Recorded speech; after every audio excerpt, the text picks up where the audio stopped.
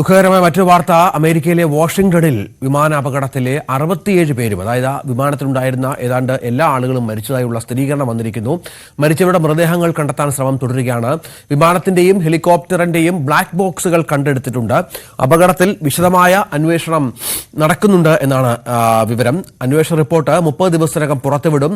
അപകട കാരണം helicopter പൈലറ്റിന്റെ പിഴവെന്നാണ് American എയർലൈൻസിന്റെ വിശദീകരണം. അമേരിക്കയിൽ ഏറ്റവും തിരക്കേറിയ വ്യോമ ഗതാഗത മേഖലയാണ് വാഷിംഗ്ടൺ DC.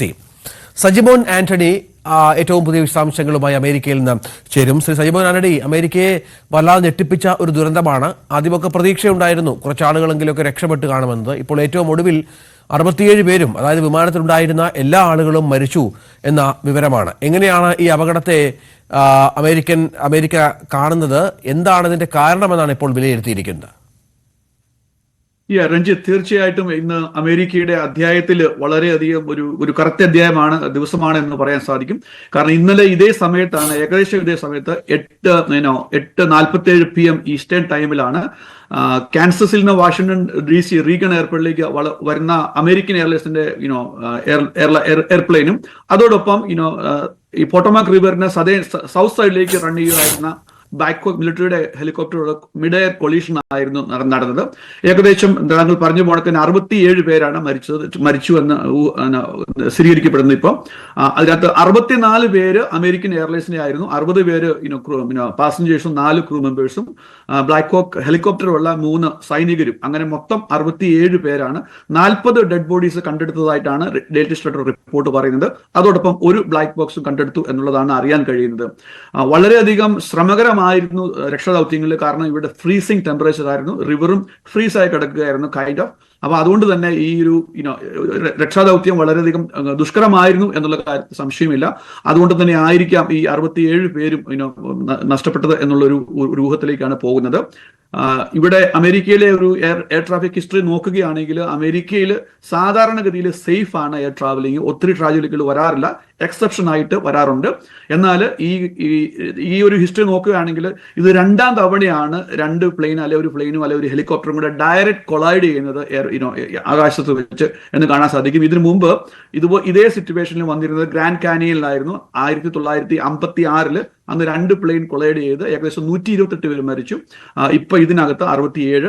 കഴിഞ്ഞ 24 വർഷത്തിനകത്ത് ആദ്യമായിട്ടാണ് ഇത്രയും ഒരു നമ്പർ 67 ആൾക്കാർ മരിക്കുന്ന ഒരു സിറ്റുവേഷൻ ഉണ്ടാവുന്നത്. ഹിസ്റ്ററി നോക്കുകയാണെങ്കിൽ അറിയാം, അമേരിക്കയിലെ ഏറ്റവും വലിയ ഒരു എയർലൈൻ ട്രാജഡി എന്ന് പറയുന്നത് 1979 271 പേര് അന്ന് മരിക്കുകയുണ്ടായി. അതായിരുന്നു ബിഗസ്റ്റ് എയർപ്ലെയിൻ ക്രാഷ് അല്ലെ ട്രാജഡി എന്ന് പറയുന്നത്. വിത്ത് എക്സെപ്ഷൻ 9/11 സെപ്റ്റംബർ 11 അന്നത്തെ ആ ഒരു ട്രാജഡി ഒഴിവാക്കുകയാണെങ്കിലും ഇവിടെ ഓൾറെഡി ബ്ലെയിം ഗെയിം തുടങ്ങി കഴിഞ്ഞിരിക്കുന്നു. ട്രംപിന്റെ വാർത്ത ഇന്ന് അൺഫോർച്ചുനേറ്റ്ലി ഇന്നത്തെ ഒരു സംസാരം ഇവിടെ അങ്ങോട്ടും ഇങ്ങോട്ടും വിരൽ ചൂണ്ടുന്ന തരത്തിലുള്ളതിലേക്ക് പോയി. ട്രംപ് പറയുന്നത് പ്രീവിയസ് അഡ്മിനിസ്ട്രേഷന്, ബൈഡൻ അഡ്മിനിസ്ട്രേഷന്, ഒബാമ അഡ്മിനിസ്ട്രേഷന് DE പോളിസികളൊക്കെയാണ് ഇതിന് കാരണമെന്ന് അദ്ദേഹം മുൻകൂട്ടി നേരത്തെ അന്വേഷണം തുടങ്ങുന്നതിന് മുമ്പേ കയറി പറയുകയുണ്ടായി. അതൊക്കെ വളരെ കോൺട്രവേഴ്സിയിലേക്കാണ് ഇപ്പൊ പൊയ്ക്കൊണ്ടിരിക്കുന്നത്. ഈ 64 പേര് അമേരിക്കൻ എയർലൈൻസിൽ മരിച്ചതിൽ 60 പേര് പാസഞ്ചറിനകത്ത്. വളരെ ദുഃഖകരമായ ഒരു കാര്യം എന്ന് പറയുന്നത് അമേരിക്കയിലെ ഫിഗർ സ്കേറ്റിംഗ് ചാമ്പ്യനും അതിനകത്തുണ്ട്. ആ അമേരിക്കൻ ഫിഗർ സ്കേറ്റിംഗ് ടീമിന്റെ 18 അംഗങ്ങളാണ് മരണമടഞ്ഞിരിക്കുന്നത്. ആ 18 പേരിനകത്ത് ഫിഗർ സ്കേറ്റിംഗ് ചാമ്പ്യനും കോച്ചും അത്ലറ്റും ഒരു 2 പേര് സിബ്ലിങ്സ് ഉണ്ട്.